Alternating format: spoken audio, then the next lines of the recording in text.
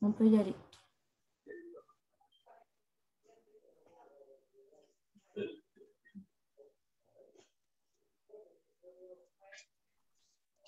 Il va falloir remettre votre micro. Est-ce que vous m'entendez? C'est bon? Ouais. Ouais. Et vous avez tous normalement la présentation aussi qui est visible, donc je vais pouvoir commencer. Donc bonjour à tous, je vais me présenter, donc Jacques-François Diouf, je suis maître de conférence en gestion à l'Institut de gestion de Rennes, fait partie de l'Université de Rennes 1. J'ai une spécialité en marketing et en marketing social.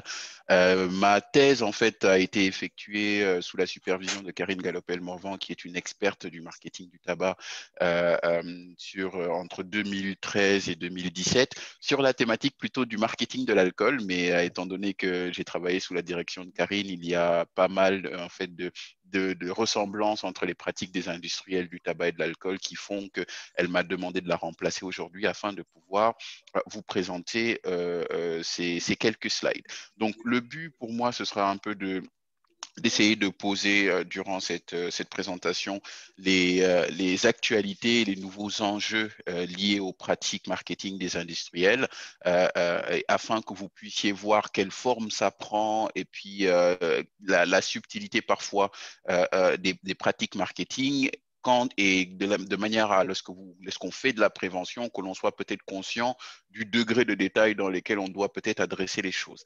Donc, premier élément par lequel j'ai envie de commencer, tout d'abord, c'est de poser les bases en vous expliquant ce qu'est le marketing. Le marketing, en fait, pour faire très très simple, c'est une mécanique ou des rouages en 6 étapes. Première étape, en fait, vous allez devoir tout d'abord commencer par comprendre qui est votre consommateur. Donc, vous avez énormément d'études de marché qui sont faites pour essayer de comprendre qui sont les consommateurs, qu'est-ce qu'ils veulent pour le coup, qu'est-ce qui les motive éventuellement à consommer, à ne pas consommer, quels sont éventuellement les gens dans leur entourage qui les poussent parfois vers une consommation ou qui les retiennent, dans quel environnement ils évoluent et est-ce que cet environnement va dans le sens d'une consommation ou pas. Donc, en marketing, on se dit très clairement que si on comprend son consommateur en grande partie, on est en mesure de pouvoir concevoir une offre, un produit qui va lui correspondre. Une fois que l'on comprend qui est ce consommateur, on va aussi essayer de comprendre la concurrence autour de ce consommateur. La concurrence peut se classer en fait dans 2 catégories. Soit une marque va décider de se dire quelles sont les autres marques dans cet environnement qui proposent un produit similaire au mien. Et par conséquent, s'il y a de la concurrence, de la compétition en termes de produits ou en termes d'offres, comment je peux distinguer mon offre pour qu'elle soit plus sexy, plus attractive éventuellement que d'autres produits. Donc ça va être une première forme de concurrence. Donc si vous êtes par exemple un cigarettier pour le coup et que vous êtes Marlboro et que vous avez de l'autre côté une marque comme Denil, vous avez un système de concurrence où chacun va essayer de trouver un angle, ce qu'on appelle un positionnement qui puisse être plus attractif aux yeux du consommateur. Et vous avez la seconde forme de concurrence qui va être la concurrence en gros au comportement que vous essayez de préconiser. Si je suis un industriel du tabac aujourd'hui, je vais considérer la Ligue contre le cancer comme étant un concurrent parce qu'il va essayer justement il va tenir un discours qui va pousser à l'adoption d'un comportement inverse à celui qui va dans l'intérêt du profit que j'essaye de mettre en place. Et par conséquent, il faut que l'on soit un peu au courant de tout ce qui va peut-être être fait dans le milieu de la prévention pour pousser justement les fumeurs à arrêter de fumer et essayer de voir comment les pratiques marketing ou les produits que l'on met en place peuvent aussi répondre un peu à ces évolutions de prévention qui peuvent exister. Et je reviendrai un peu dessus tout à l'heure. Ce qui fait qu'une fois que vous comprenez qui est votre consommateur et une fois que vous comprenez l'environnement dans lequel il évolue, que vous avez une idée de qui sont les concurrents d'un point de vue commercial, mais les concurrents d'un point de vue comportement de santé, vous allez être en mesure de pouvoir définir le produit, donc proposer un produit qui corresponde justement à votre compréhension du consommateur et qui prend en considération la concurrence sur le marché, décider à quel prix vous allez vendre justement ce produit, vous posez la question de l'accessibilité du produit, par quel endroit je vais passer ou bien sur, comment on appelle ça, comment je vais distribuer mon produit pour qu'il puisse toucher le maximum de personnes. Et enfin, comment je vais rendre ce produit ou cette offre attractive en termes de communication. Tous les produits que nous consommons au quotidien suivent en fait ce principe. La cigarette n'y échappe pas. Et par conséquent, lorsque vous allez effectivement essayer d'analyser la manière dont on va marketer, par exemple, de la cigarette ou bien de marketer, je dirais, un pot de Nutella ou autre, vous allez toujours avoir le même mécanisme. Et donc, cette démarche marketing en 6 étapes, on a eu en fait durant les dernières années pas mal de lois qui ont essayé de réguler la manière dont ces produits étaient marketés. Et donc, je vais revenir un peu sur ces différentes interdictions et régulations qui sont relatives justement à la consommation de tabac en France, qui ont essayé tant bien que mal de couper l'herbe sous le pied aux pratiques marketing qui essayaient de populariser justement la consommation de tabac. Premier exemple, vous avez l'interdiction de la publicité en faveur du tabac, ce qui fait que dans un pays, par exemple, comme la France, on n'a pas la possibilité de pouvoir, en gros, montrer des affiches de publicité ou bien de montrer des gens qui faire de la pub à la télé. Moi qui ai, par exemple, grandi dans un pays qui n'avait pas ces règles à l'époque, je me souviens avoir vu des affiches Marlboro dans la rue avec le cow-boy et tout, ce qui n'est pas, par exemple, le cas de garçons ou de filles de la même génération que moi qui ont peut-être vécu en France. Donc, il y a cette première forme d'interdiction pour le coup, et tout ce qui est parrainage ou forme de mécénat normalement qui sont financés par des marques de tabac sont interdites. Je dis normalement. Deuxième élément, pour le coup, ce sera ce qu'on va appeler les interdictions qui sont liées au, comment je pourrais dire ça, au format éventuellement du produit. C'est-à-dire que quand vous êtes sur de la cigarette, on demande à ce qu'on soit sur des paquets de moins de 20 ou de plus de 20 cigarettes. Donc, vous avez plus ou moins régulé le nombre de paquets de cigarettes qui peuvent être vendus, qui peuvent être permis à la vente. Autre exemple, les caractéristiques de l'emballage. Vous avez maintenant des paquets neutres. Avant, le paquet était le dernier, comment on pourrait appeler ça, support de communication qui existait.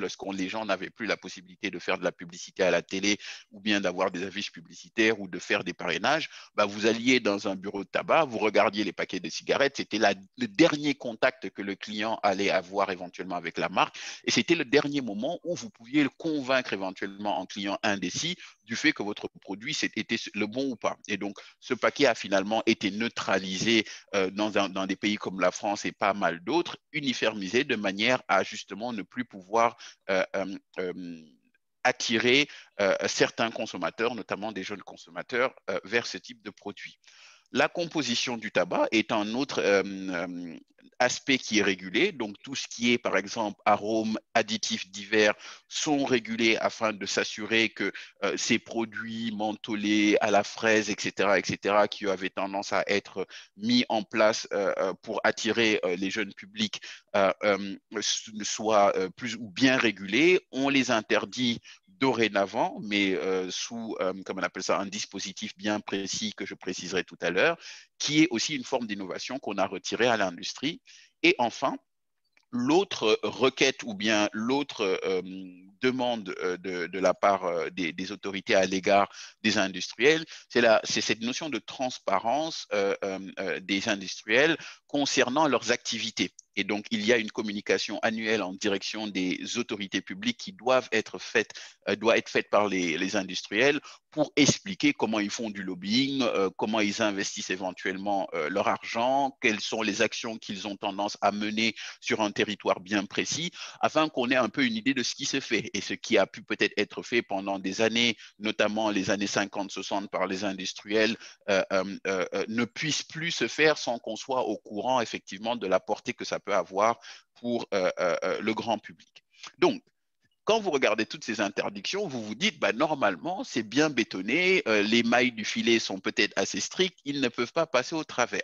Sauf que le but, en fait, d'un marketeur, c'est de toujours trouver de manière créative une façon parfois de contourner les règles. Quand vous êtes dans un environnement où on vous dit vous ne pouvez pas faire de publicité, vous ne pouvez pas jouer sur le packaging, vous ne pouvez pas faire tel et tel, ben, un marketeur, en fait, il est entraîné à être créatif, dans un environnement qui est régulé, comment vous pouvez contourner ces régulations.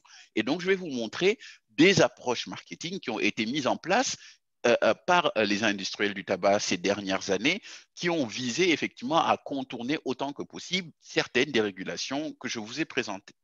Commençons par exemple par tout ce qui relève du paquet, de l'emballage ou des produits, afin de voir quelles ont été peut-être les innovations ou les nouveautés récentes qui permettaient de continuer à rester assez attractifs aux yeux du public, notamment le jeune public. Premier élément intéressant ici, c'est la recatégorisation en fait que pas mal d'industriels ont opéré de la cigarette au cigarios pour le coup. Alors, ça, en marketing, ça arrive assez souvent, notamment dans l'alimentaire. Vous changez en fait de catégorie de produit parce que une catégorie de produits étant régulée, strictement régulée, vous passez sur la catégorie de produits qui vous donne le plus de flexibilité. Quand vous êtes, par exemple, sur le cigarios, certaines règles s'appliquent, sont moins strictes concernant cette catégorie de produits que sur la cigarette. Premier élément, par exemple, c'est le paquet. Quand vous êtes sur les paquets de cigarios, vous avez la possibilité de nouveau de les utiliser comme un support de communication et de pouvoir de nouveau être visible chez le buraliste. Alors, quand le paquet de cigarettes devient neutre, bah, regardez par exemple votre paquet de cigarios, c'est toujours cette possibilité, en dépit des warnings dessus, de pouvoir attirer le consommateur parce que vous retrouvez vos codes coloriels qui permettent de vous rendre visible, de vous identifier, ainsi de suite. Vous allez aussi avoir la possibilité de pouvoir, et je le présenterai tout à l'heure, travailler même sur les innovations ou bien la qualité même du produit que vous présentez. Alors, pourquoi le cigarios, vous me direz? Quand j'essayais de justifier cela, j'ai regardé un peu les sites internet des différents vendeurs de cigarettes ou industriels de la cigarette pour voir qu'est-ce qui pouvait expliquer le fait qu'ils se dirigent vers ce paquet. Alors, je suis allé sur le site du groupe Vilégère, pour le coup, qui vend justement des cigarios, et j'ai retrouvé, et ils ne s'en cachent pas, hein, c'est marqué noir sur blanc sur leur site internet, pourquoi les jeunes fumeurs optent-ils pour les cigarios? Alors, là, on vous explique clairement, le lien étroit qui unit le cigario au cigare donne peut-être également à ces jeunes adultes en quête d'affirmation de soi le statut de réussite sociale qui leur apporte l'assurance nécessaire pour entrer dans le monde des affaires. Donc, voici un angle assez intéressant de se dire, OK, il y a un lien pour le coup cigario, statut, dans une construction identitaire qui peut intéresser des jeunes. Donc, voici un angle d'attaque qu'on peut utiliser pour vendre effectivement la cigarette. Et donc, ce que vous ne pouviez plus faire avec de la cigarette classique, bah, le cigario vous le permet et donc vous allez passer par là. Le cigario a aussi une autre, comment on appelle ça, un autre bénéfice pour les industriels, ce que vous pouvez réactiver l'état tendance des arômes sur les cigarios, ce que vous ne pouvez pas faire avec vos cigarettes classiques. Quand on a demandé à ce qu'on arrête de tout ce qui était mode des cigarettes mentholées ou bien de mettre ces petites capsules qui vous permettent d'aromatiser vos cigarettes, ben, vous arrivez sur les cigarios qui ne respectent pas justement cette régulation ou bien qui sont en dehors de cette régulation, il est possible de pouvoir bénéficier de la grande variété de saveurs chocolatées, fruitées, etc., qui rendent ces produits intéressants. Alors, je suis désolé, mais quand on prend par exemple des saveurs fruitées ou bien goût chocolat, je n'ai pas encore vu un adulte de 40 ans aller fumer ce type de cigare ou de cigario parfumé de la sorte. Donc, on voit véritablement ici qu'il y a un intérêt d'aller chercher un public jeune. Autre élément important, regardez ce paragraphe. Comme l'industrie du vapotage l'a clairement montré, pouvoir choisir parmi un grand nombre de saveurs différents est un argument de vente majeur auprès des jeunes fumeurs. Donc, ils le disent clairement sur leur site que c'est quelque chose qui est fait pour aller chercher des jeunes fumeurs. Donc, ça, c'est intéressant pour eux de pouvoir surfer sur cette vague des arômes. Mais ils voient qu'il y a un avantage concurrentiel qu'on ne retrouve pas dans le vapotage, tandis que la vape propose des saveurs similaires au cigario, elle n'offre pas le même plaisir que de fumer du vrai tabac. Donc là, vous avez ce que je vous ai présenté tout à l'heure, cette différence entre le positionnement d'un concurrent et le nôtre. Comment on va essayer de battre les gens qui vendent des vapoteuses? On va aller sur les arômes comme eux, mais nous, on a le côté tabac, pour le coup, vrai, que les autres n'ont pas. Et on va ainsi pouvoir se distinguer. L'autre tendance qu'on va retrouver aussi, c'est le fait de pouvoir en fait faire ses propres cigarettes en insérant ses propres capsules. C'est un peu la mode du do-it-yourself. Donc, comme vous allez chez Ikea, vous achetez vos meubles, vous arrivez, vous les montez chez vous. Bah là, les gens font déjà leur tabac, leur propre tabac à rouler. On vous donne la possibilité de pouvoir justement insérer dorénavant dans vos cigarettes des capsules qui sont aromatisées au parfum de votre choix et qui vous permettent de vous relancer dans une sorte de consommation qui vous plaît. Donc, ça, c'est un exemple aussi d'une innovation produit. L'autre élément aussi qui était une tendance qui était naissante à un moment où on régulait de plus en plus le paquet neutre, c'était la tendance des embouts filtrants, colorés, embellis. Donc, on ne peut plus jouer sur le paquet de cigarettes. Ben, qu'est-ce qu'on fait? On va jouer sur la cigarette en elle-même, en ayant peut-être des embouts qui sont assez jolis, mignons. Vous voyez sur le cadré de droite des embouts en forme de cœur, des smileys ou des émoticônes qui sont faits justement pour un peu plaire à ce jeune public-là et leur permettre d'avoir une consommation limite individualisée. Autant vous allez boire une menthe fraise, l'autre va boire, je ne sais pas moi, un coca, bah vous fumez votre cigarette en bout cœur, moi je fume ma cigarette en bout triangle ou peu importe. Et donc, cela est allé jusqu'à ce que dans certains pays, on se demande est-ce qu'il ne serait pas intéressant pour le coup tout simplement de standardiser la cigarette en question. Vous allez au Canada, ils sont en train de se poser la question de devoir, comment dire ça, mettre des avertissements sur la cigarette en elle-même, de manière à neutraliser ça. Vous avez des études qui ont été menées, notamment par Karine Galopel et des collègues à elle, sur ce qui pourrait rendre justement la cigarette, quels sont les signaux que vous pourriez mettre en place pour rendre la cigarette dissuasive. Bah, le fait de tout simplement standardiser effectivement votre cigarette peut être aussi un autre axe à développer, comme cela l'a été pour le paquet neutre.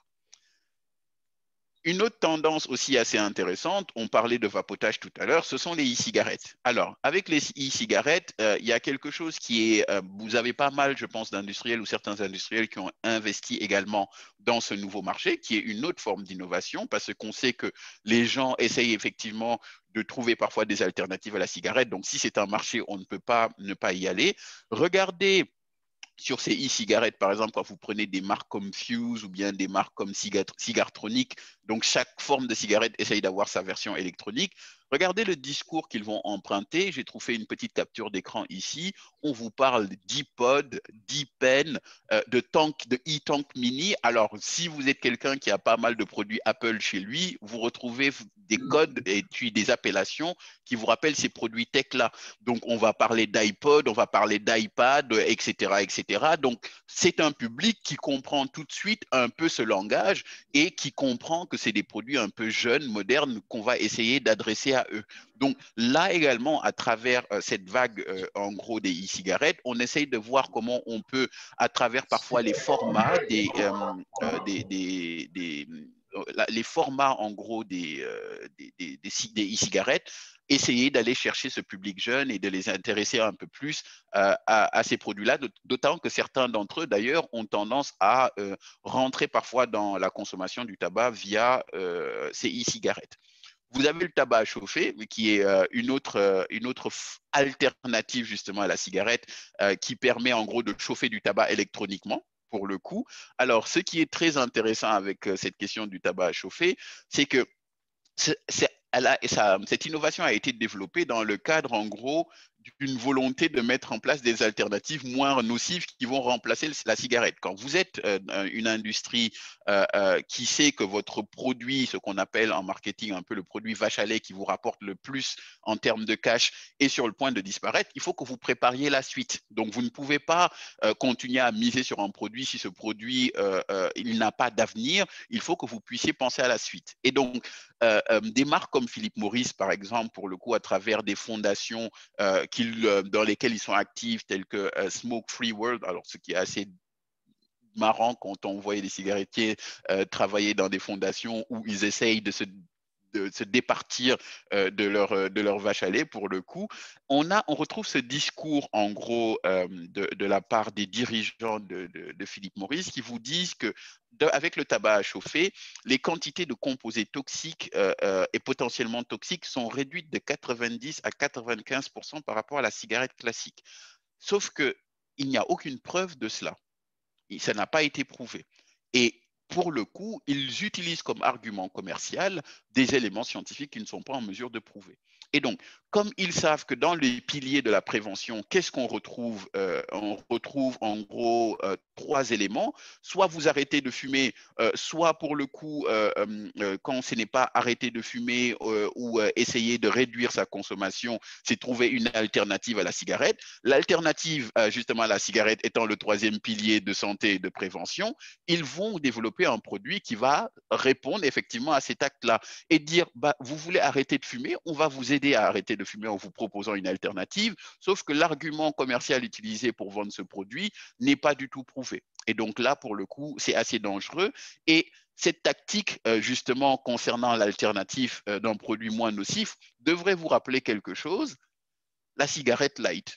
Pour le coup, avec le même principe qui était présenté, une troisième alternative à la cessation, à la réduction, une sorte de marque hybride de tentative de modification des habitudes. Donc, on vous vend du light qui va vous permettre peut-être de absorber moins de nicotine, etc. C'est moins nocif, moins dangereux. C'est tout à fait le même discours qui est tenu.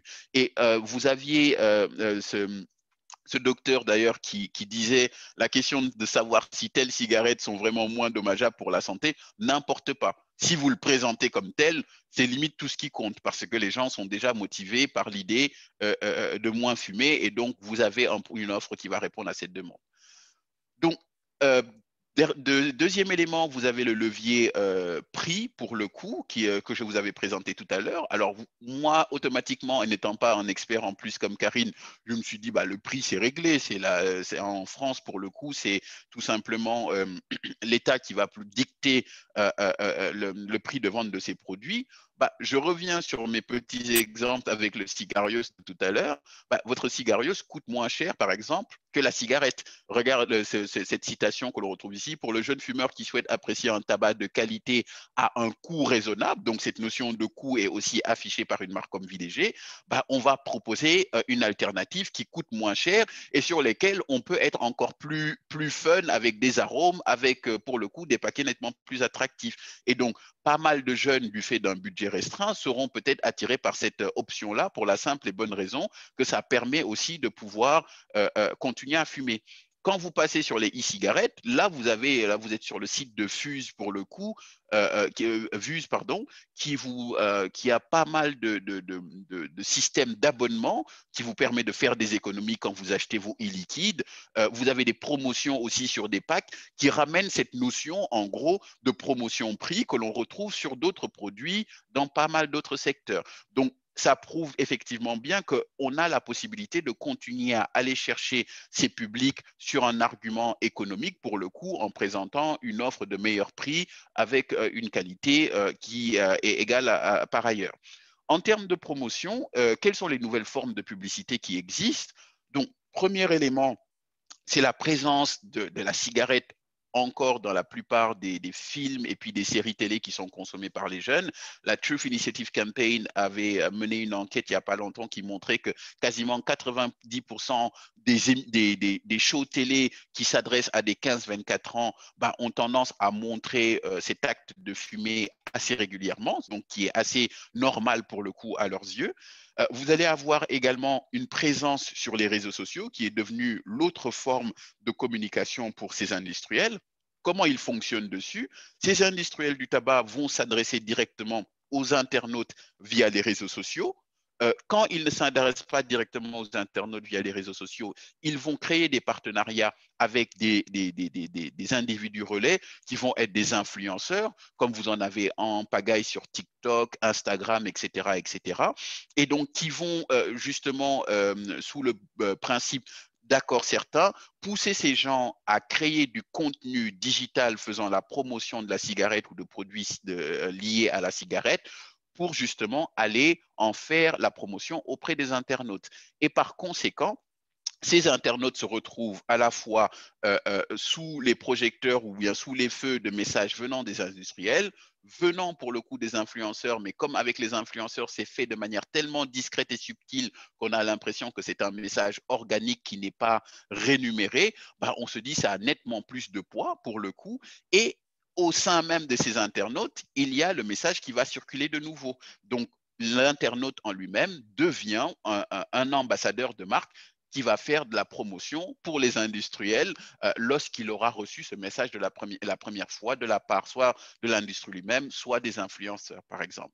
Un exemple typique de ça, et il faut savoir que cette exposition, cela vient rajouter en gros à l'exposition, à la publicité et puis à la promotion du tabac, a tendance à avoir un impact effectivement sur la perception que ces jeunes vont avoir des produits tabac et de l'usage qu'ils vont en avoir, à savoir que ça va rendre cette perception nettement plus positive et qu'on va assister parfois à une augmentation de cette consommation. Une campagne qui était assez intéressante et que vous pourrez aller voir par vous-même, qui était celle de Campaign for Tobacco Free Kids pour le coup, s'était amusé à aller regarder sur Internet justement et notamment sur les réseaux comment ces influenceurs euh, euh, euh, marketer le tabac.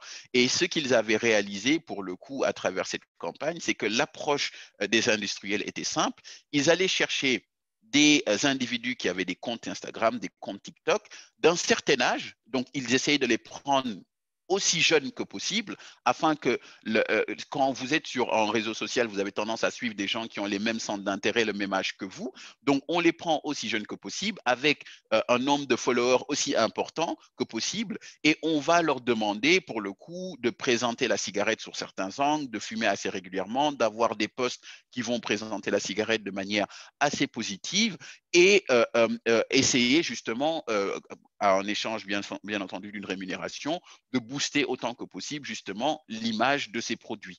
Et donc, c'est une campagne qui a montré que au-delà du fait qu'on ne puisse plus avoir je dirais, de la promotion ou bien de la publicité de cigarettes à la télé ou bien via les formats classiques, sur les réseaux sociaux, cela existe encore et ça va aller directement chercher des jeunes qui évoluent dessus et qui ne sont plus derrière des écrans télé classiques, par exemple. Un exemple assez intéressant serait celle de la marque Juul. Certains d'entre vous peut-être connaissent cette cigarette électronique-là, qui est une marque qui est née aux États-Unis. C'est une sorte de e-cigarette format assez high-tech qui ressemble à une clé USB, avec des arômes de différentes natures, menthe, mangue, baie rouge, etc. etc.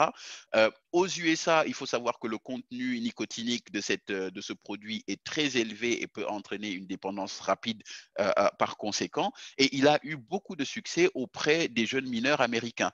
Et ils sont allés chercher, par exemple, des influenceurs comme Donny Vapes, pour le coup, qui fait des tests de e-cigarettes et de différents produits liés au tabac via YouTube et qui fait des vues assez importantes, par exemple, à la semaine. Et donc, voici, quand vous regardez un peu la tête du bonhomme, un jeune garçon, peut-être certainement mineur, je n'ai pas son âge, mais je ne dirais peut-être pas plus de 18-20 s'il fallait éventuellement deviner, qui va faire des tests, expliquer comment le produit marche, pourquoi il est bon, comparer avec d'autres produits, etc., etc.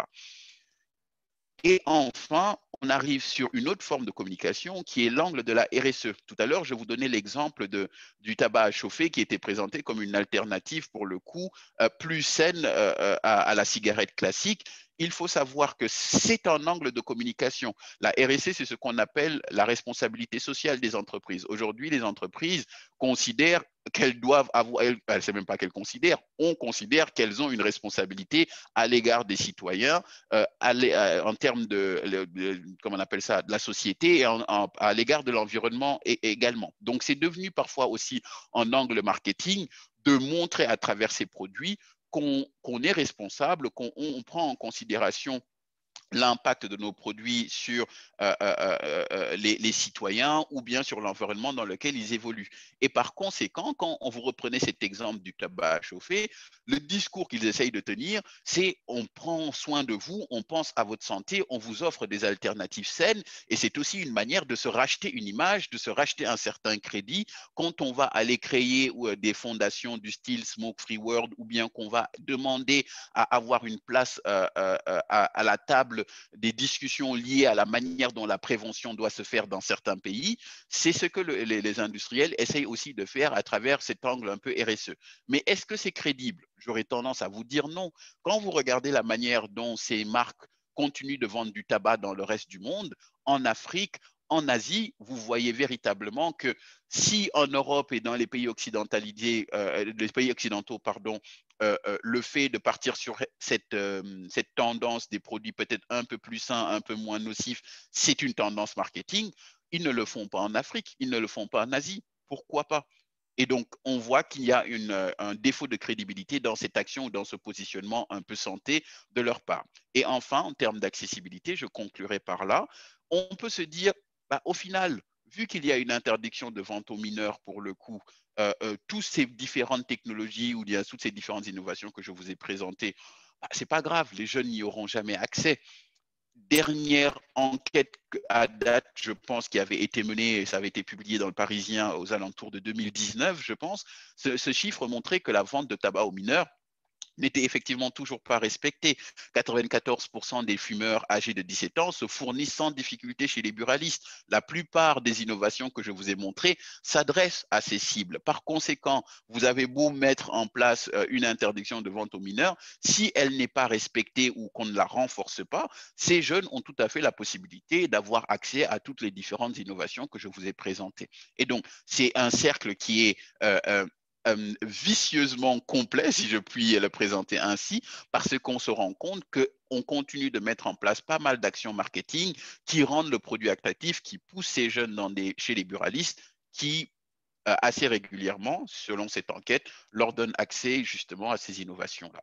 Et donc, euh, le point peut-être et qui va pouvoir enclencher la discussion après avec Aurélie, c'est comment vous pouvez faire de la prévention dans un contexte pareil. Un outil que moi je peux vous proposer et un bouquin que je vous proposerai et qui porte sur le marketing social pourrait être éventuellement une option pour vous pour savoir comment vous pouvez aussi utiliser la démarche du marketing, les principes du marketing pour faire de la prévention. C'est tout à fait possible. Alors, ces étapes du marketing social. Et marketing social, il faut savoir que c'est tout simplement une discipline qui consiste à recycler les principes et les actions du marketing marchand et de les appliquer à des causes liées, pour le coup, des causes sociales ou des causes liées à la santé publique. Et donc, on va vous demander de faire la même chose que des marketeurs classiques, comprendre votre public, donc l'étudier, mener des sondages, faire des enquêtes, parler avec les gens afin de vous figurer qui ils sont, qu'est-ce qui les motive à se comporter d'une certaine manière et qu'est-ce qui éventuellement les freine à cesser ce comportement, dans quels environnements ils évoluent et comment cet environnement peut parfois renforcer un comportement qui est néfaste pour eux. Essayez de voir quelles sont peut-être les différentes théories en sociologie, en psychologie qui peuvent expliquer ce comportement afin de mieux cerner ces individus, comprendre que tous les publics ne partent pas du même point. Quand on vous vend, on vous propose un comportement, il faut qu'on prenne en considération en gros des paramètres peut-être individuels ou des paramètres qui sont liés à des segments de population qui nécessitent des programmes spécifiques. Donc, en comprenant ces différents publics, vous arriverez à identifier les groupes d'individus qui ont des comportements assez homogènes ou des motivations assez homogènes lorsqu'il va s'agir d'arrêter de fumer, ou bien les mêmes craintes lorsqu'il va s'agir de se lancer dans un processus de cessation, par exemple, de la cigarette, et qui peuvent être liés à l'âge, au sexe, à la région dans laquelle ils vivent, le milieu social dont ils vont venir, etc., etc. Essayez de vous fixer des objectifs de campagne clairs lorsque vous vous lancez dans une campagne de prévention. Demandez-vous clairement ce que vous essayez d'atteindre comme objectif, que ce soit mesurable pour le coup, assez réaliste et que vous puissiez le définir temporellement afin de pouvoir mener vos actions de manière assez chirurgicale. Et enfin, mettre en place ce qu'on va appeler des actions 5C. Trouver des collaborateurs sur un territoire bien défini qui puissent être vos partenaires sur le terrain pour prêcher la bonne parole, proposer un comportement qui vienne contrer le comportement en place. Donc, si vous dites à quelqu'un qui fume, on veut vous aider à arrêter de fumer, qu'est-ce que vous lui proposez en place, à la place du moins? Est-ce que c'est arrêter de fumer? Est-ce que c'est moins fumer? Est-ce que c'est passer sur un produit alternatif? À vous de définir en fonction du groupe que vous avez en face ce qui serait plus pertinent. Un coût minimum pour ce public. Qu'est-ce que ça va leur coûter de mettre en place ce comportement et comment vous pouvez rendre ça un peu plus simple pour le coup? Et pensez à la capacité d'accès à ce comportement, comment vous rendez ce comportement accessible et la campagne de communication que vous allez aussi mettre en place pour faire la promotion de ce comportement-là. Et enfin et toujours, évaluez vos actions parce que évaluer vos actions vous permettra de savoir si votre campagne a été efficace, qu'est-ce qui s'est moins bien passé et comment vous allez pouvoir remanier pour le coup les campagnes à venir sur la base des résultats de la première campagne que vous aurez pu mener. Donc, ce bouquin est le bouquin de référence un peu en marketing social en France que vous pourriez, auquel vous pouvez avoir accès. Il s'est intitulé Marketing social de la compréhension des publics au changement du comportement, qui est écrit justement par Karine Galopel-Morvan. Je vous invite à peut-être le commander sur Amazon ou bien essayer de mettre la main dessus parce qu'il détaille très clairement à travers des exemples d'ailleurs très spécifiques comme le mois sans tabac, la manière dont le marketing social peut être déployé pour justement mettre en place des campagnes de prévention efficaces. Donc, voilà pour moi. J'ai un peu débordé sur le temps, je suis désolé. Et si éventuellement il y a quelques questions, je vais essayer d'y répondre le plus vite possible. Il y a des questions ou des remarques, des témoignages, des choses que vous avez envie d'apporter, n'hésitez pas.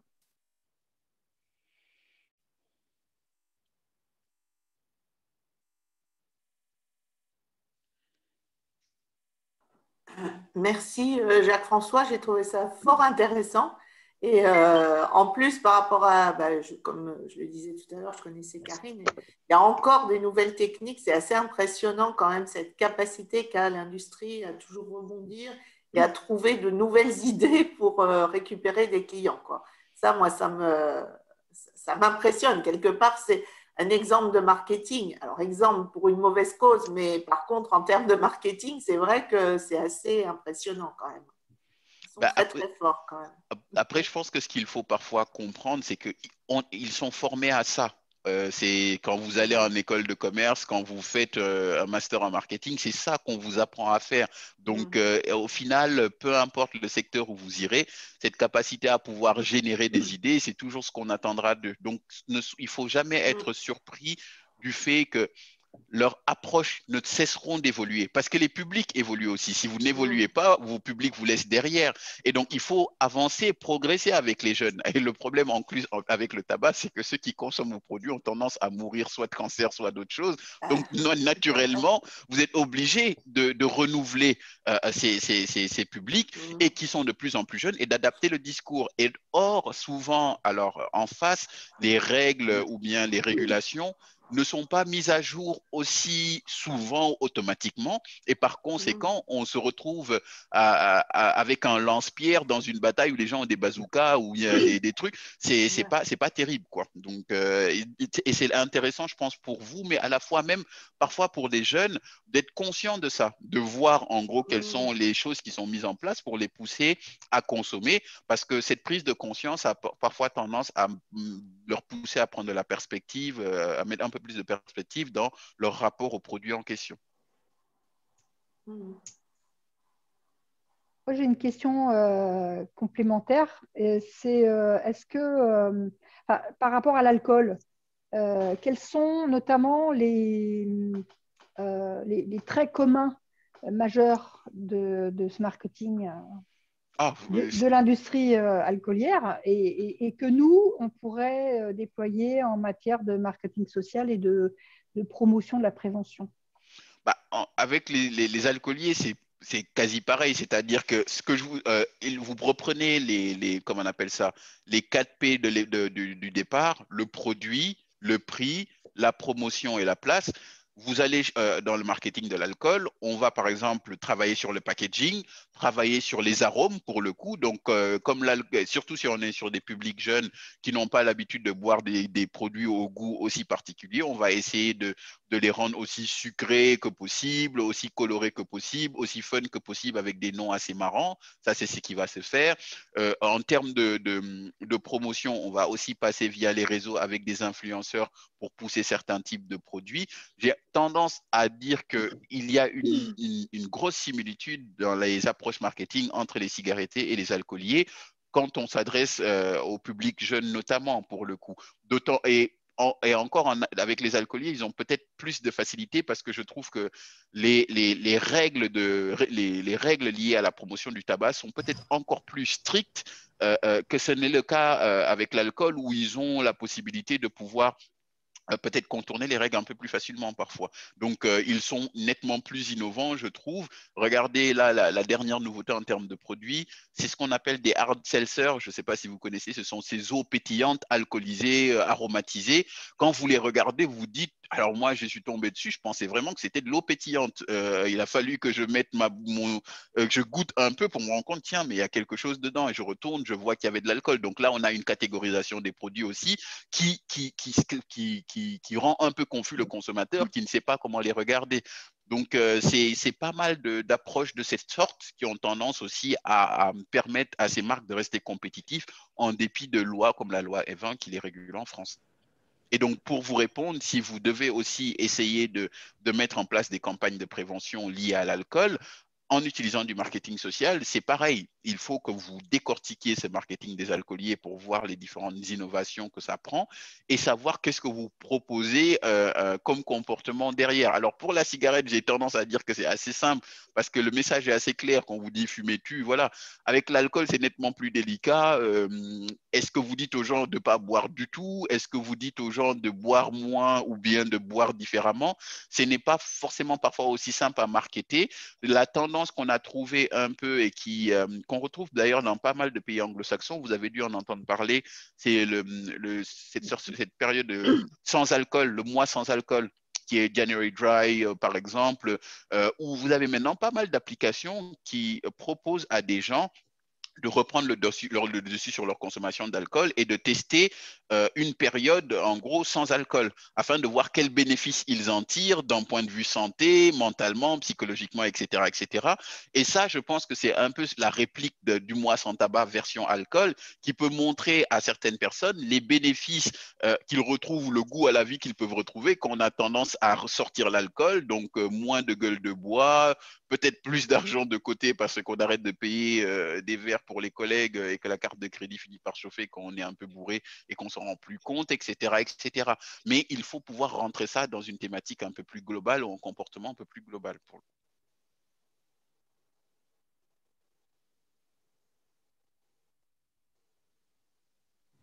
Ouais, moi, je voulais juste rebondir par rapport à l'alcool et notamment dans les stades. En ce moment, c'est l'Euro il y avait, ça avait été interdit, je crois, dans les stades de faire de la pub. Ils avaient utilisé des marques Alibi.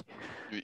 Et là, en fait, du coup, là, j'ai regardé un peu les matchs et du coup, il n'y a plus les marques Alibi. Là, il y a une marque, bon, il y a Heineken de nouveau qui est rediffusée en fait dans les stades, quoi. Alors qu'avant, ils Alors, utilisaient une marque Alibi. Ouais. les Ouais, marques, l'alcool encore, ouais. c'est particulièrement plus compliqué dans le sens où sur le tabac, vous avez un consensus global. Quasiment tous les pays sont d'accord sur la manière de gérer ça. Avec l'alcool, vous avez en gros certains pays qui sont très stricts sur la manière de le réguler, d'autres pas. Quand vous avez un phénomène comme la Coupe d'Europe qui est en train de se dérouler à l'heure actuelle et que vous allez dans des pays, parce que les matchs se font dans différents pays qui n'ont pas les mêmes règles, bah, si en Irlande, ils décident de monter Heineken là-bas, bah, en France, qu'est-ce que vous allez pouvoir y faire? Les règles sont un peu différentes. Donc la personne qui va regarder un match de foot qui est diffusé dans un autre pays, il va être exposé pour le coup à ces marques sans aucun souci pour le coup. Donc, cette absence peut-être de consensus global rend aussi la prévention alcool très, très compliquée. Et quand on revient sur ces marques alibi, elles existent encore. Vous allez sur les réseaux via le sport. Avec le sport, peut-être qu'elles se montrent peut-être plus discrètes, mais vous allez dans le secteur de la culture, les Cronenbourg et compagnie, tous les festivals sur lesquels ils sont parfois présents avec des stands en bonne et due forme où vous allez retrouver leurs produits. Ça se fait encore. Ça se fait encore. Et c'est lié au fait que c'est aussi très compliqué de délier la fête ou tout ce qui peut être lié à la fête à l'alcool. Donc, ils y sont encore et ils continuent. Je pense que là, on a eu droit à une petite pause avec la Covid, mais si les activités repartent de plus belle, il ne faudra pas être surpris de voir peut-être ces marques arriver avec des nouvelles formes ou pratiques pour s'adresser effectivement à ce public-là. Moi, j'ai une petite question. Déjà, merci pour la présentation qui était très claire, très efficace et qui m'a permis justement de voir un peu la manière dont ces sociétés utilisent le marketing pour pouvoir toucher d'autres populations et toujours pouvoir se renouveler hein, dans la consommation de ces produits addicts. La question, c'est est-ce que, selon vous, quels sont les leviers dont dispose vraiment l'État pour pouvoir contrer cette stratégie marketing? Surtout si on sait à peu près ce que rapporte l'industrie du tabac en termes de taxes, en termes d'impôts à l'État. Est-ce que derrière aussi, ce n'est pas une question de volonté politique de s'attacher concrètement, de s'attaquer concrètement justement à ces industries? Et si oui, du coup, quels sont les vrais leviers dont dispose l'État pour pouvoir mettre en place ces retours-là, ces attaques, retours, si je peux m'exprimer ainsi? Alors, les leviers, pour le coup, je pense que je vous les ai présentés au tout début. Effectivement, je pense qu'ils ont, surtout dans le cas du tabac, les leviers qui étaient en place sont bons quand vous vous attaquez pour le coup au paquet, que vous le neutralisez, quand vous essayez de réguler l'accès aux produits, que vous passez par le prix. Ce sont les bons leviers, sauf qu'il faut les étendre et les faire respecter, ce qui n'est pas toujours le cas, parce que si vous n'avez pas la possibilité de pouvoir, allez, je vais peut-être me montrer, comment on appelle ça, je vais peut-être exagérer, mais avoir un inspecteur qui va aller faire tous les bureaux de tabac pour s'assurer que les mineurs, on ne leur vend pas des produits pour le coup, vous n'êtes jamais en mesure de savoir si vos règles sont respectées ou pas. Donc, il faut avoir un dispositif qui permet effectivement de s'assurer que les règles en place sont bien respectées et quand elles ne sont pas respectées, qu'il y a véritablement des conséquences derrière pour le coup. Or, il y a un manque de moyens qui fait qu'on n'est pas en mesure on n'est pas en mesure, ou bien quand vous parliez de volonté politique, on ne souhaite peut-être pas en faire un focus à l'heure actuelle et qui a tendance à plus ou moins laisser ces mailles parfois s'écarteler de plus en plus et qui permet aux industriels de se montrer peut-être un peu plus virulents lorsqu'ils reviennent avec des comebacks un peu plus, comment on appelle ça, un peu plus attractif, quoi. Donc là, ce qui est fait a été fait pour la cigarette. Si vous vous rendez compte que sur le cigarios, maintenant, c'est ce qui est en train de se faire, il faut que le cigarios bascule dans cette catégorie tout simplement en termes d'interdiction. Et il faut une certaine réactivité pour pouvoir le faire. Sauf que l'autre aspect qui manque aux autorités, c'est que ce ne sont pas des experts du marketing. Ce que je vous présente là, il faut parfois que il nous arrive assez régulièrement d'avoir parfois affaire à des présentations, que ce soit à la Cour à des chargés, à des représentants de la Cour des comptes, ou bien éventuellement à des représentants, en gros, du ministère de la Santé, pour qu'ils soient au courant de ça. Parce que quelqu'un qui n'est pas au courant de ces règles ne peut pas réguler ou légiférer dessus. Donc, il y a aussi une notion de, comment on appelle ça, de vulgarisation de cette recherche-là qui est nécessaire pour que les autorités soient au courant de ce qui est en train de se passer afin qu'ils puissent véritablement agir. Donc, je pense qu'il faut agir à plusieurs niveaux. Il faut assez régulièrement que ces sortes de, comment on appelle ça, de pratiques marketing soient investiguées et mises à jour, histoire que vous sachiez qu'est-ce qui est mis en place par les industriels, que ce soit du tabac ou de l'alcool, assez régulièrement pour aller chercher des clients. Qu'est-ce qui, parmi ces pratiques, enfreint la loi? Si ça enfreint la loi, quelles sont les actions à mettre en place automatiquement derrière pour les punir et qu'est-ce qu'on peut faire pour essayer justement de resserrer à chaque fois les taux afin qu'ils ne repassent pas derrière avec des pratiques un peu plus pertinentes. Donc, je pense que le dispositif actuel, s'il était déjà respecté et qu'on le renforçait, ça serait déjà véritablement pas mal, en fait, avant de venir rajouter de la nouveauté à ça. Mais il faut effectivement des moyens et il faut de la volonté pour le faire. Alors, pour le tabac, je ne doute pas de la volonté quand on voit quand même ce que ça peut coûter en termes de santé publique. Je pense que le coût doit s'élever à quasiment plus de 120 milliards par an, si je ne me trompe pas. Vous regardez le nombre de morts qu'il peut y avoir qui sont liés à ce produit, oui. Quand vous arrivez sur l'alcool, parfois c'est un peu plus délicat parce que vu les rattaches culturelles en gros de ce type de produit au territoire, bah, là, le manque de volonté, on peut se dire qu'il est peut-être un peu plus fort et un peu plus affiché. Ce que je voudrais peut-être rajouter, c'est que avant de travailler à la Ligue contre le cancer, pendant longtemps, je pensais que fumer, c'était vraiment de l'ordre d'une décision personnelle, individuelle, et que c'était bien bête, puisque je ne fume pas. Et en fait, en arrivant à la Ligue, j'ai compris qu'on était aussi dans quelque chose d'une société, d'une collectivité qui ne protège pas toujours autant qu'il faudrait par rapport à ce risque-là, finalement. Et je me souviens d'une conférence suivie avec ma Ligue en ligne où j'ai retenu ce chiffre que quand on habite à moins de 500 mètres d'un bureau de tabac, on a 2 fois moins de chances d'arrêter de fumer que quand on habite plus loin. Et ça m'avait complètement fait changer ma manière de voir ce problème-là aussi. Et je trouvais ça aussi très intéressant de pouvoir se rendre compte que en fait, c'est vachement plus compliqué que ça. Et il y a un point intéressant que vous soulignez, il faut faire aussi attention, et je pense que c'est ce qui rend ce travail aussi difficile pour des gens comme vous qui essayent de faire de la prévention au quotidien. Ça commence à faire beaucoup parfois pour les gens. C'est arrêtez de fumer, arrêtez de boire, mettez votre ceinture, mangez sain, pas de chocolat, gna gna gna. À un moment, les gens finissent par vous se dire, moi, je veux bien mettre tout ça en place, mais je commence par quoi? Quel est le comportement de santé prioritaire numéro 1 pour moi? J'ai des enfants, j'ai un mari, j'ai un travail.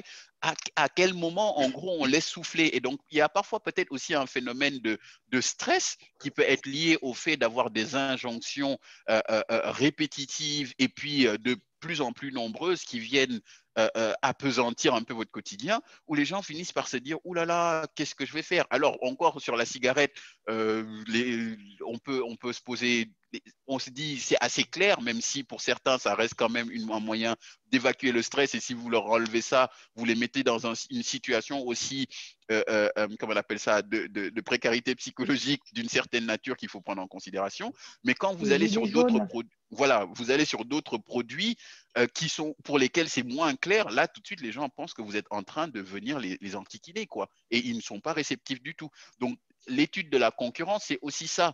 Quand vous allez proposer un comportement, demandez-vous à l'heure actuelle, les gens, on leur demande déjà quoi? Et est-ce que ça ne fait pas beaucoup? Et si vous venez à vous rajouter à cette liste, est-ce qu'ils ne vont pas devoir retirer un autre comportement pour placer le vôtre? Et est-ce qu'ils pourront faire tout en même temps? C'est important.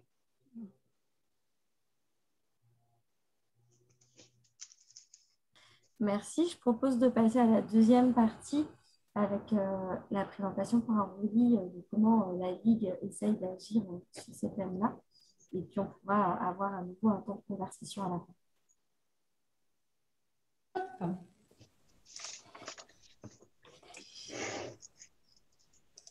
Bonjour à tous.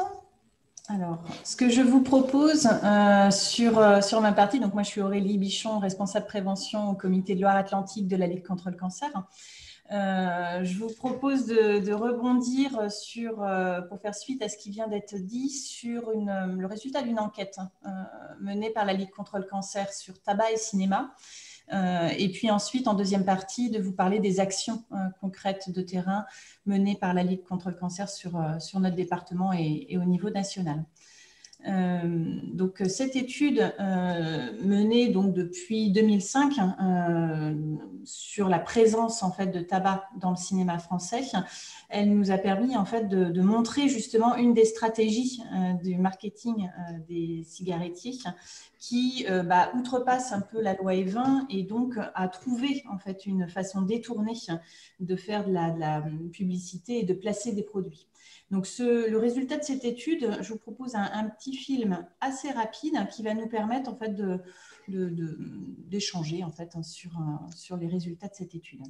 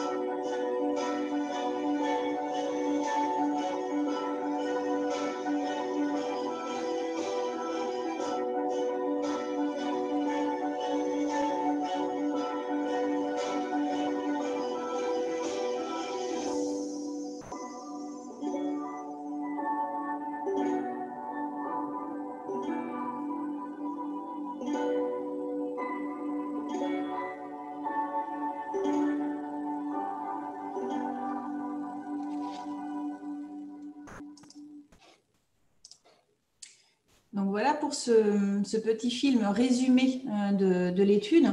Ce que l'on peut souligner en fait sur cette étude, c'est que au-delà de la présence inquiétante en fait et toujours majoritairement présente en fait du tabac dans les films, c'est aussi la tonalité qui est mise. C'est-à-dire qu'il y a une tonalité qui est globalement en fait positive dans les films et qui est autour de production, enfin de la consommation en fait plutôt festive. Elle est valorisante et c'est ça qui est inquiétant en fait pour nous. Il y a aussi une présence en fait de situations de consommation de tabac là où ils sont interdits normalement, notamment au niveau du milieu du travail, dans les bureaux. Et ça, effectivement, c'est vraiment ce qui est à souligner en fait particulièrement, c'est-à-dire que le placement en fait du produit via les films ou les séries, sachant qu'on a passé une année en fait avec la situation sanitaire, avec beaucoup plus de public en fait, avec en regard en fait de films et de séries en fait adaptés à notre contexte sanitaire, le public s'identifie en fait à ce placement de produit et effectivement le fait de le débanaliser, enfin de banaliser plutôt le tabagisme dans des situations de la vie quotidienne est alertant. Donc c'est vraiment ce qui a été souligné dans cette étude, qui est le troisième volet en fait de l'étude en fait tabac et cinéma menée par la Ligue contre le cancer. Ce que l'on voit, c'est qu'on peut se questionner en fait, si cette présence en fait, a un effet sur la consommation de tabac chez les jeunes.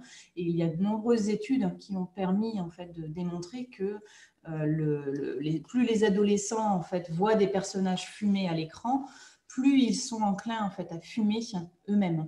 Donc ça, c'est encore une alerte qu'une association telle que la nôtre monte en fait, auprès des pouvoirs publics pour une prise de conscience en fait, justement de l'impact du marketing des cigarettiers avec le placement de produits contournant en fait, la loi E20. Donc là, cette étude a été menée et dans un objectif de le souligner aussi à l'industrie du cinéma, non pas pour être contre l'industrie du cinéma, mais pour travailler en fait, avec l'industrie du cinéma pour qu'elle soit en fait, son allié en fait, justement vis-à-vis d'un porte-parole auprès du gouvernement. Donc voilà sur cette étude, ce qui me semblait intéressante et plutôt en complémentarité sur ce qui a pu être dit auparavant, puisque le fait de répéter et de retravailler en fait sur les mêmes schémas du marketing et être vigilant justement au mode détourné de l'industrie du tabac qui de toute façon aura toujours en fait un coup d'avance vis-à-vis justement des méthodes de prévention. Donc nous, dans notre association, la Ligue contre le cancer, on a pour objectif en fait de le souligner vis-à-vis en fait des pouvoirs publics, mais aussi vis-à-vis du grand public et notamment des jeunes qui restent la cible en fait de ce lobbying des cigarettiers. Donc concrètement, là, je vais passer en fait à ce que l'on fait en fait sur terrain. Quelles sont les actions de prévention en prévention du tabagisme à la Ligue contre le cancer? On a plusieurs axes. Et puis effectivement, c'est juste en termes de rappel par rapport aux facteurs de risque de cancer pour resituer la proportion en fait du tabagisme. L'étude en fait du CIRC en fait nous a permis de montrer on est pratiquement à 20% en fait des causes de cancer, donc d'où une importance en fait majeure en fait d'action. On voit effectivement que la prévalence du tabagisme a reculé ces dernières années. Donc, on parlait des moyens tout à l'heure, en fait, donc, des pouvoirs publics. On se rend compte que la mise en place du plan national de réduction du tabagisme a permis, en fait, par différents axes, que ce soit le passage du paquet neutre, l'augmentation du coût du paquet de cigarettes et l'augmentation plutôt massive, parce qu'on voit bien qu'un effet sur l'arrêt du tabac sera beaucoup plus probant s'il est massif, en fait, cette augmentation du prix du paquet de cigarettes. On a la mise en place aussi, on le disait tout à l'heure, du mois sans tabac, qui est donc une action marketing social plutôt positive en comparatif. Toutes ces mesures, en fait, dans le cadre du plan national de réduction du tabagisme, ont permis d'infléchir un petit peu la consommation, en fait, d'influer sur la consommation de tabac, même si on voit qu'il y a de grandes disparités en fonction des profils. Si on regarde les derniers chiffres et les dernières études qui viennent d'être publiées là à l'occasion du dernier BEH en fait, du 31 mai, on voit une légère en fait, stagnation en fait, ou légère augmentation vis-à-vis de la situation sanitaire que l'on vient de vivre. Donc ça souligne en fait, l'importance et la vigilance, nous, sur les actions de terrain et d'accompagnement du public dans son arrêt du tabac, puisqu'effectivement, le tabagisme reste en stagnation, vu ce qui vient de se passer en fait, sur notre année de difficultés épidémiques. Les différences, en fait, en termes de prévalence du tabagisme en France, on voit qu'il y a donc une belle diminution globale. Le public, en fait, qui était toujours en fait, dans une constante augmentation, c'était le public féminin, en fait, des femmes de 55 à 64 ans. Et on voit qu'on a réussi à commencer à diminuer en fait, cette consommation. Donc, voilà, vis-à-vis des différentes tranches d'âge, on voit bien la différence entre hommes et femmes, mais vis-à-vis effectivement de cette population cible des femmes, effectivement, donc entre 50 et 64 ans, on avait effectivement on a un début donc, de diminution. Sur les derniers chiffres, les difficultés, en fait, les différences en fait, de consommation, on voit bien qu'on va avoir une différence en fonction du niveau socio-économique qui sont observés. Et ça, c'est important pour nous dans notre stratégie d'intervention en prévention, de l'observer. On voit bien qu'entre une personne en fait, qui n'a pas de diplôme, en fait, on va avoir une consommation en fait, à 35%, et sur un niveau en fait, supérieur au bac, on va être à 17%. Donc on voit bien les différentes socio-économiques qui ont pu être observées. Sur l'impact en fait, également en fait, au niveau du revenu, si on prend non pas le niveau d'études, mais le niveau de revenus mensuels, on voit également en fait, une différence entre les plus bas revenus et les plus hauts revenus constatés. Et de même pour la situation professionnelle qui va avoir un impact sur le tabagisme entre les personnes en fait, au chômage et les personnes qui travaillent ou qui sont, on va dire, en études. Donc voilà le constat au niveau épidémiologique qui nous a permis, de nous intéresser donc, sur 3 axes. On commence déjà par le fait d'éviter l'entrée en tabagisme. Donc, on travaille en éducation à la santé, en prévention du tabagisme, donc avec un outil qui s'appelle Explo-Tabac, qui nous permet d'une exploration autour du thème du tabac. Donc, parfois, effectivement, le sujet du marketing est soulevé dans certaines séances. Nous, on a choisi de cibler les 6e et 5e et les adultes relais, donc les infirmières scolaires, les enseignants, pour apporter un regard en fait, différent, un regard critique auprès des élèves pour, sur cette situation en fait, du tabagisme et éviter l'entrée en tabagisme. Donc, on a ciblé les élèves de 6e, 5e tout simplement parce qu'en général, c'est l'âge en fait, des premières sollicitations. Donc, le moment en fait, où il faut renforcer ce qu'on appelle les compétences psychosociales et les capacités donc, à refuser la proposition d'un produit. On travaille également dans un axe en fait, de dénormalisation du tabagisme avec une mise en place d'espaces et de plages sans tabac. Les espaces sans tabac, eux, ils vont être mis en place sur des espaces en fait, ouverts au public, des espaces extérieurs, et vont être complémentaires en fait, de tout ce qui a été mis en place en fait, il y a quelques années sur le fait de ne plus fumer en fait, dans les trains, au travail. Enfin, voilà.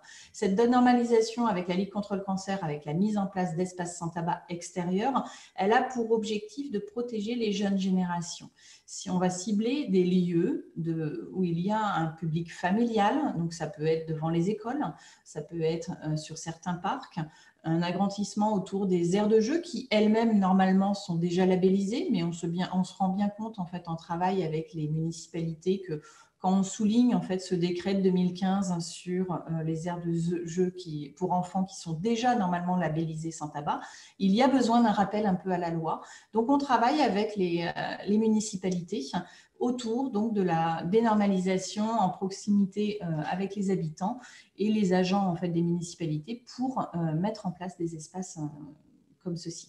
Donc, en Loire-Atlantique, on a une trentaine actuellement d'espaces inaugurés et actifs, et donc plusieurs dossiers en cours avec notamment les derniers sur Nantes, le Pouliguen, pour donc la mise en place de nouveaux espaces. Sur cette action aussi de prévention du tabagisme, on participe évidemment aux grands défis collectifs contre le tabagisme.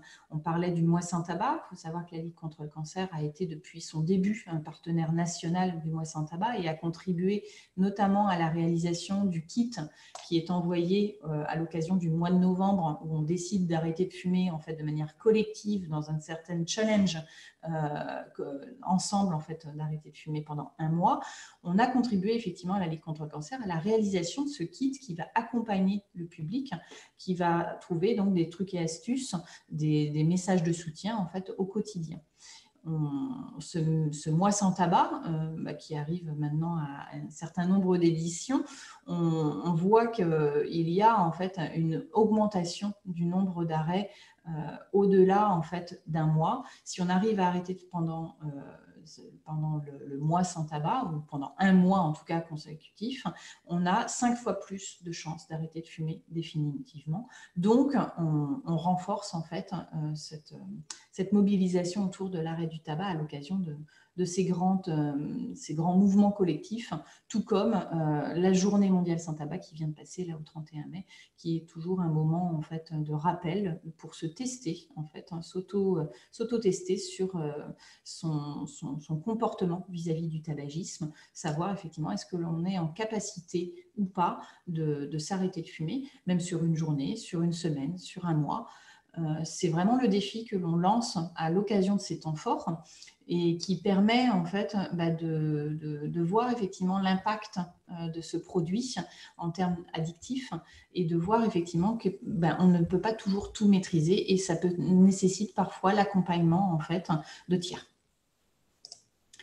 Justement, en termes d'accompagnement, on mène en fait une démarche complémentaire à tout ce qui est proposé donc, par les tabacologues, addictologues. C'est un groupe d'entraide à l'arrêt du tabac qui est mis en place donc, sur la Loire-Atlantique. Ce groupe d'entraide, il a pour objectif de soutenir des fumeurs qui souhaitent arrêter de fumer. Il se réunit une fois par semaine. Donc depuis cette année un petit peu complexe au niveau de la situation sanitaire, on le fait en visioconférence. On se rend compte que le public a adhéré à ce système en fait, de visioconférence et donc a trouvé en fait, un soutien parmi en fait, les participants. Donc, on le limite à une dizaine de participants maximum en fait, pour chaque groupe. C'est un accompagnement que l'on propose environ sur 3 mois. Parce qu'on se rend compte que c'est à peu près le moment en fait, opportun, en fait, un accompagnement en fait, optimal pour aider des fumeurs en fait, dans leur démarche et leur réflexion autour de l'arrêt. Chaque séance en fait, hebdomadaire, elle dure à peu près 1h30, 2 heures. Elle peut être justement avec des intervenants extérieurs sur la demande en fait, du groupe ou sur des propositions en fait, que l'on fait, notamment avec la présence d'un tabacologue qui va expliquer la substitution nicotinique, la présence en fait, d'une diététicienne quand il y a des questions sur la prise de poids éventuelle liée à l'arrêt du tabac.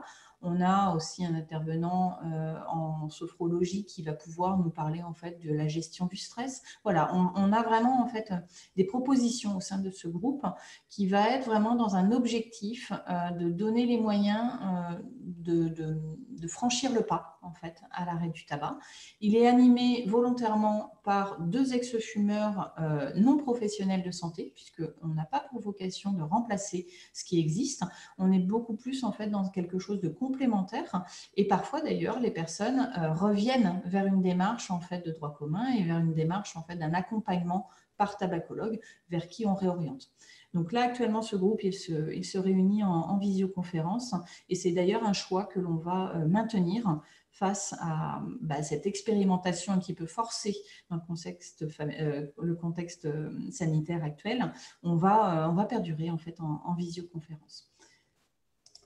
Voilà, donc au niveau de notre service prévention, on a donc la présence en fait, d'une administratrice qui est actuellement présente.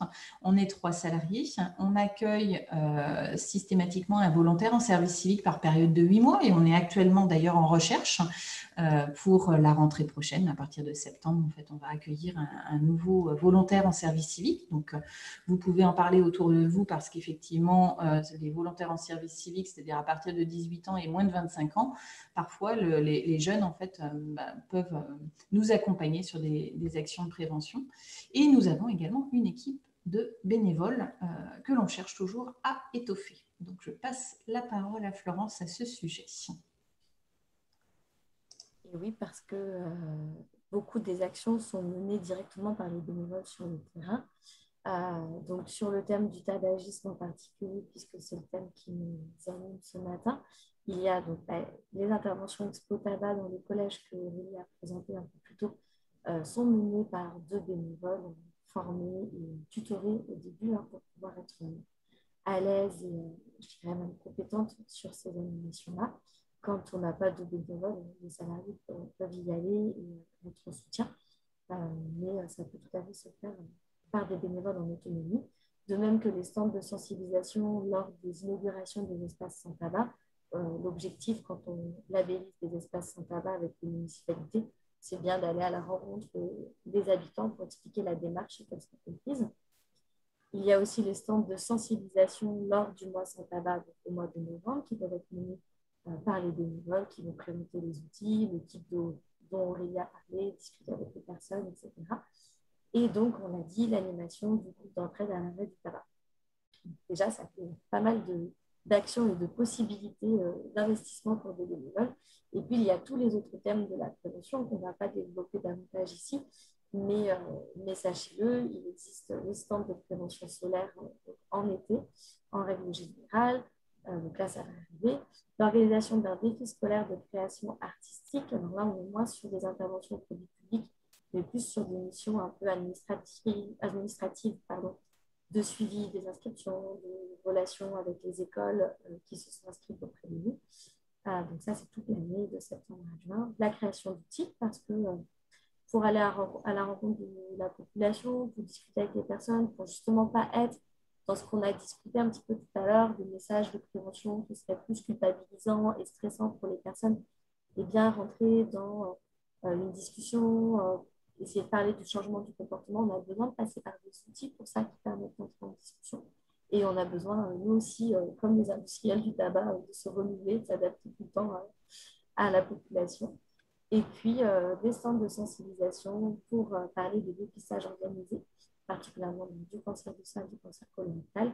Et vous le savez peut-être, le cancer du sein, on va en parler particulièrement au mois d'octobre pour Octobre Rose, et le cancer colorectal au mois de mars, puisque c'est pour mars-août. Donc voilà, tout un panel de possibilités qui sont offertes aux bénévoles. Et puis, il y a de nombreuses actions à venir, particulièrement actuellement pour la prévention sur la presqu'île et avec la ville de Nantes, avec une grosse actualité pour les espaces sans tabac, les centres de prévention solaire et les sensibilisations dans les collèges. Et nous avons actuellement investi en prévention environ 40 bénévoles présents sur tout le département. Et on a de la place pour des nouvelles volontés. Donc voilà, n'hésitez pas. Pour ceux qui ne sont pas encore bénévoles, n'hésitez pas à en parler autour de vous. Ils peuvent me contacter pour en discuter avec moi. C'est vrai que l'investissement dans le bénévolat, on voit bien en fait que l'année que l'on vient de passer, on est en train de faire le point en fait sur les ressources en bénévolat.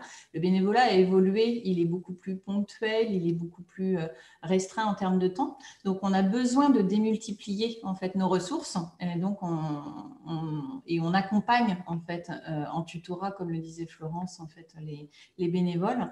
Donc voilà, il suffit en fait parfois de petits temps, et puis voilà, on a certains bénévoles en fait ici présents qui ont réussi en fait à créer notamment des outils, à travailler sur les mobilisations autour des espaces sans tabac, et c'est la force en fait collective en fait de notre association de travailler en fait en proximité sur le terrain avec des bénévoles qui sont présents justement sur tous les territoires.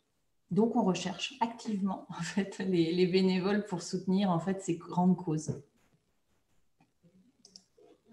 Je ne sais pas s'il y a des questions face à la présentation ou à nos actions.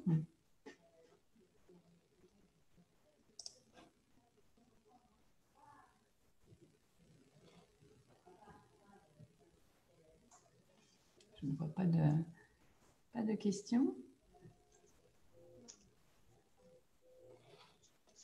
Je vais prendre la parole. Oui, bonjour Madame Renaud. Bonjour Catherine Renaud. Je suis infirmière tabacologue sur la commune de Saint-Brévin, et je voulais juste vous remercier tant l'un que l'autre pour cet exposé de grande qualité. Parce qu'effectivement, au niveau des patients qu'on peut recevoir, ils ont beaucoup d'arguments en faveur Enfin, ils se font complètement avoir par ce marketing. Ils ont toujours, soi-disant, des outils qui sont moins dangereux que la cigarette, et on manque d'arguments à leur opposer. Donc, je pense que j'avais été un petit peu sensibilisée au marketing dans le cadre de mes études de tabaco. Mais effectivement, c'est un axe sur lequel il faut qu'on soit peut-être un peu plus argumentant, parce qu'ils sont convaincus qu'ils tiennent le bon bout en utilisant d'autres produits que la cigarette. Et puis également, vous m'avez un peu sensibilisé sur nos actions de prévention, particulièrement de moi sans tabac, où on ne va peut-être pas suffisamment sur cet axe du marketing. Voilà, je pense qu'il y a des choses à revoir sur cet axe également. Donc, c'était un échange, enfin, une matinée très enrichissante en ce qui me concerne. Voilà, je voulais vous en remercier. Et puis après Merci à tout, vous. chercher des bénévoles. Alors bon, si sur le Sud-Loire, vous avez des besoins ponctuels, il y a beaucoup de choses à faire sur le Sud-Loire. Ponctuel et pas que ponctuel. On prend tout. On prend tout. Bon, on en discutera. Je vous recontacterai. Voilà. Avec Bon, plaisir. c'était déjà croisé sur les plages de la Baule, je crois. Oui, Hein, tout à fait. Sur nos Justement, premiers événements espace sans tabac de Pornichet, si je me souviens Voilà, bien. par un temps beaucoup plus chaud qu'aujourd'hui d'ailleurs. Non, non, mais justement, il y a des choses à faire aussi sur Sud-Loire, là, bouger. Voilà, il y a tout à faire de notre côté. On a la CPTS Pays de Ré là, qui va monter en puissance. On va déjà former les professionnels de santé au RPIB, au test de Fagerström, à savoir comment aborder le tabac avec leurs patients. Ça va être l'objectif du mois sans tabac de cette année. Et l'année prochaine, on va reprendre plus des ateliers collectifs. C'est vrai que l'année dernière, on avait prévu à la fois de l'individuel et du collectif. Et puis la situation sanitaire a fait qu'heureusement qu'on avait prévu de l'individuel, qu'on a renforcé en urgence. Donc voilà, sur 2 ans, on va essayer vraiment de démultiplier les connaissances des professionnels de santé. Quand vous voyez que les kinés, par exemple, ne savent pas qu'ils peuvent prescrire, les infirmiers ne veulent pas prescrire parce qu'ils n'ont aucune connaissance, il y a un gros boulot à faire. Et si on pouvait travailler en partenariat, moi, je trouve que ce serait super. Parce que pour l'instant, je suis un petit peu toute seule. Non, on a besoin effectivement du travail partenarial et ce que vous exprimez est pertinent en fait, le fait de travailler déjà avec ces professionnels de santé prescripteurs pour qu'ils soient vraiment en fait dans cette démarche, parce que on aura beau nous souligner en fait par l'accompagnement du public en fait ou du grand public, la sensibilisation, pour qu'ils puissent en fait se saisir d'une démarche en fait d'aide à l'arrêt, il faut que aussi les professionnels de santé soient aussi la pierre angulaire qui va contribuer justement à la dernière démarche de cette personne qui souhaite arrêter. Donc oui, au contraire. Et puis sur le territoire en fait de Saint-Brévin, nous n'avons pas encore en fait d'espace sans tabac. Donc avec une personne impliquée comme vous sur le territoire, au contraire, nous restons en fait, la porte est grande ouverte en fait pour développer des actions sur le Sud-Ouest. D'ailleurs, on a un groupe de travail. Je compléterais volontiers en disant qu'il y a un pont entre les 2 rives de la Loire et qu'au niveau de l'antenne de la presqu'île Saint-Nazaire, Guérande, etc., on pourrait il est tout à fait cohérent qu'on travaille ensemble, qu'on apporte un appui, une participation. Oui, parce qu'on est un petit peu toujours les délaissés au Sud-Loire. Voilà, cette barrière psychologique du pont n'est pas anodine. Et voilà, si vous pouviez vous transposer de l'autre côté du pont, ce serait super. En Florence. Au plaisir d'en discuter. Ouais. Oui, tout à fait. Moi, j'aurais une question à poser. Monsieur Diouf, en fonction de ce qu'Aurélie a présenté, de ce qu'on fait, etc., quels conseils vous auriez à nous donner là? J'ai envie de dire ça dépend à quel niveau, qu'est-ce que vous avez envie de faire et en fonction de ce que vous avez envie de faire, je verrai peut-être l'outil qui est peut-être le plus approprié. À quel niveau? J'ai pas de réponse, j'ai pas une demande extrêmement précise, parce qu'il y a 2 niveaux, mais en fait, pour moi, le niveau déterminant, c'est ce que le comité se donne comme outil, comme objectif pour agir. Ensuite, au niveau des territoires et des bénévoles, on va justement se mettre en ordre de marche, de pouvoir appliquer sur le terrain.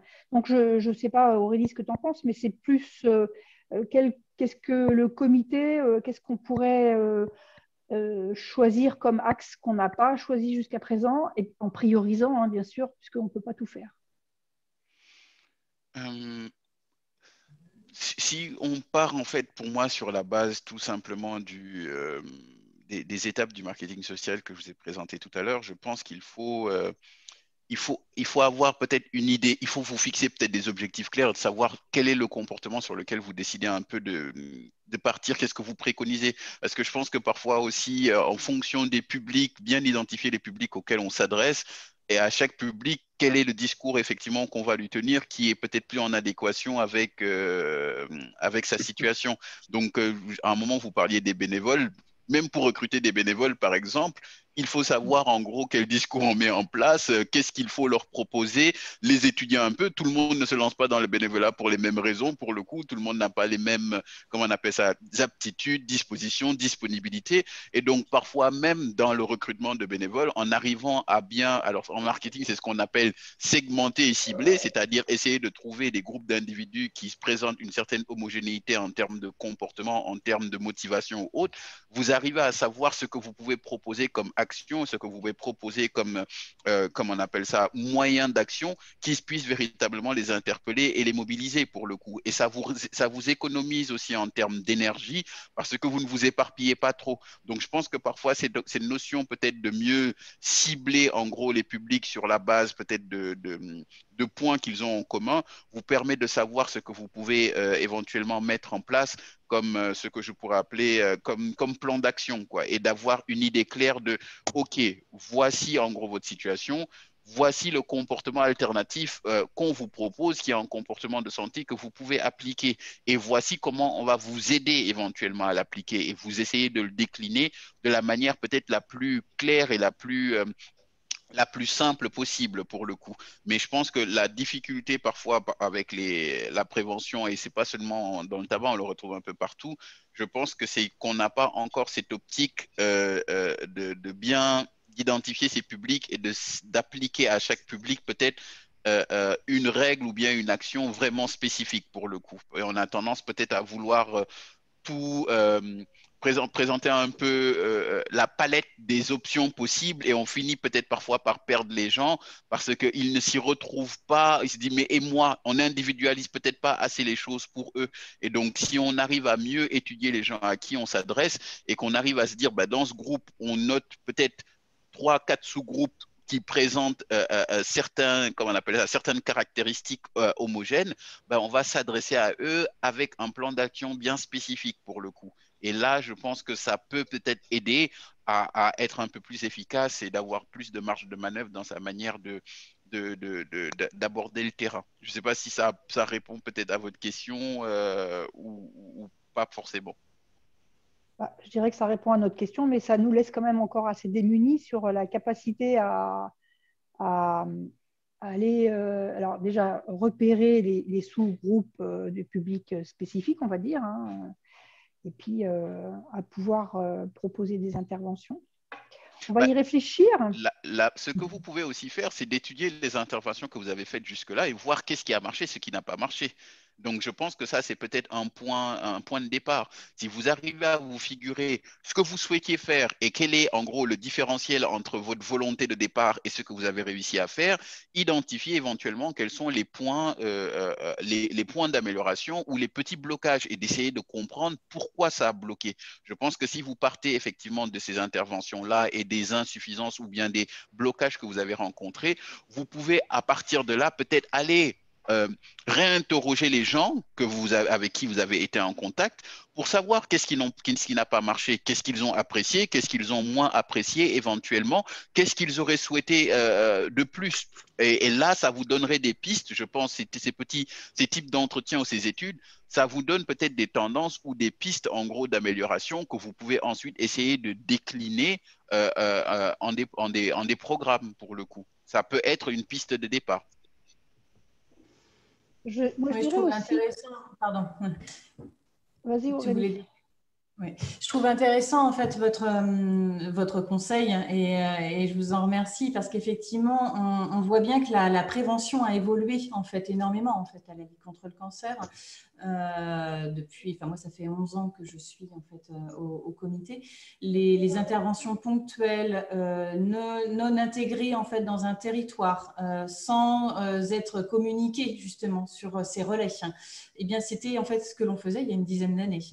On a évolué justement avec ce rapprochement de travail avec les municipalités et avec les professionnels en fait, locaux. C'est pour ça que je soulignais sur le territoire du Sud-Loire et de Saint-Brévin l'importance en fait, d'une interconnaissance pour mieux démultiplier et pouvoir être efficace en fait, dans nos actions. La Ligue contre le cancer peut être un partenaire et un soutien et travailler ensemble, mais parfois on n'est pas identifié au niveau local et les professionnels de santé et acteurs de territoire, c'est-à-dire les maisons de quartier, les personnes de proximité, les associations, eh bien, eux vont rester en fait tout au long de l'année. Donc, on a un besoin en fait d'un maillage en fait territorial dans toutes nos actions et c'est un peu en ce sens que l'on pose ce programme de mise en place des espaces sans tabac. C'est pas juste une pose de panneaux en fait sur un lieu, c'est vraiment tout un travail de collaboration avec le territoire, les acteurs et les relais pour que l'on puisse toucher en fait la population à l'échelle d'un territoire. Donc ça, c'est déjà une évolution en fait que l'on a pu faire. Et j'entends en fait, en tout cas, dans votre remarque, que pour recruter des bénévoles, et c'est peut-être ce qu'il faut que l'on mette en avant justement dans ce travail en fait et de cette valorisation d'un travail collaboratif à l'échelle en fait d'un territoire. En tout cas, moi, c'est ce que je retiens en fait dans le conseil que vous nous donnez. Et ça vous permet aussi de pouvoir sourcer en gros les compétences dont vous disposez. C'est-à-dire que quand on vient donner, qu'est-ce qu'on donne? Est-ce que c'est du temps? Est-ce que c'est une compétence spécifique? Est-ce que c'est autre chose? Et donc, et même ce travail que vous essayez de faire parfois à aider des fumeurs à arrêter, pour des bénévoles aussi, il y a un certain bénéfice qu'ils viennent rechercher là, parce que vous avez aussi envie qu'ils reviennent à un moment. Donc, si on n'essaye pas parfois de mettre en place des dispositifs qui ont tendance à participer à un certain épanouissement de ces bénévoles qui font qu'ils s'y retrouvent, ils iront peut-être vers d'autres causes où si le dispositif est un peu mieux géré et où ils sentent qu'ils sont vraiment utiles. Donc parfois avec ces bénévoles, je pense que c'est bien de leur montrer dans quel cadre ils évoluent, histoire de leur montrer une historique et comment vous pouvez aussi les aider à les accompagner pour qu'ils développent peut-être des compétences. Ça peut, et c'est aussi ça, être le bénévolat. C'est-à-dire, on arrive, on veut donner, mais on ne sait pas quoi donner, on pense qu'on n'a rien à donner.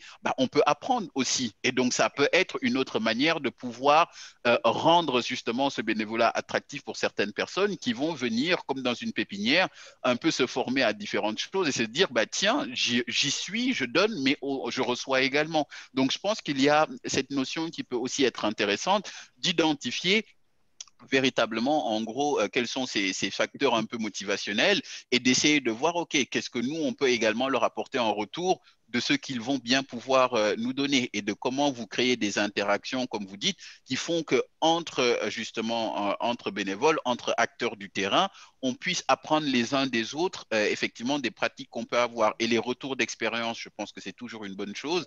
Véronique, j'allais vous dire aussi, au-delà de poser peut-être, d'étudier ses propres actions, regardez parfois ce qui a pu être fait, j'allais dire, dans d'autres régions, voire même dans d'autres pays.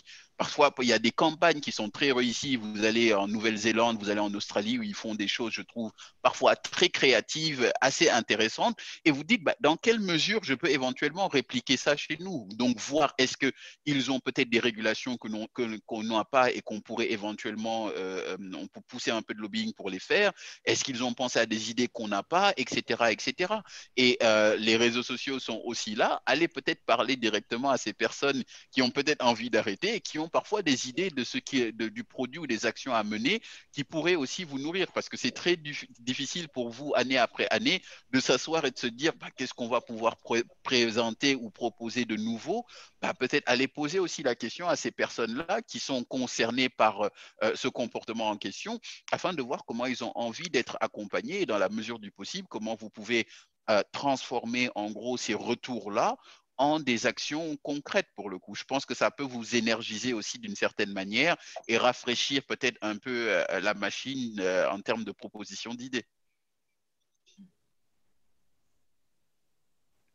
Effectivement. Voilà, et sortir même du secteur, ça c'est un autre truc aussi qui est assez intéressant. Vous sortez du tabac et allez voir quasiment dans d'autres catégories. Allez voir ce qui se fait dans l'humanitaire, éventuellement, allez voir ce qui va se faire, je ne sais pas moi, dans l'aide scolaire ou autre, parce que parfois on a tendance à se dire c'est pas le même domaine, c'est pas la même chose. Non, au contraire, c'est parfois des actions qui présentent des mécaniques que vous pouvez tout à fait adopter pour le coup.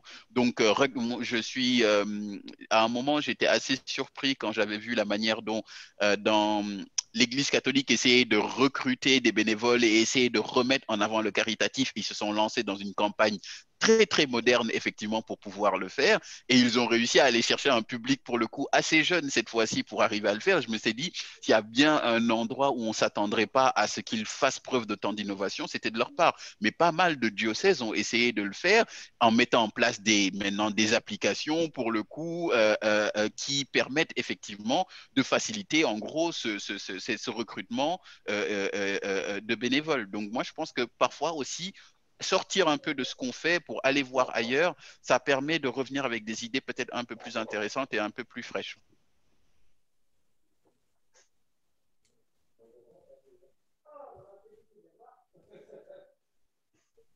Merci, c'était double conseil à la fin.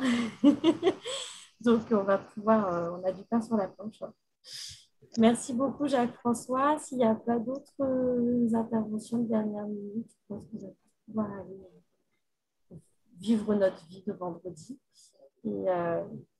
Et voilà, merci à tout le monde pour votre présence et pour les interventions. Et puis, merci à tous. Merci à vous. Merci beaucoup. Merci pour la qualité de toutes ces interventions. À bientôt. À bientôt. Au revoir. Au revoir à tous.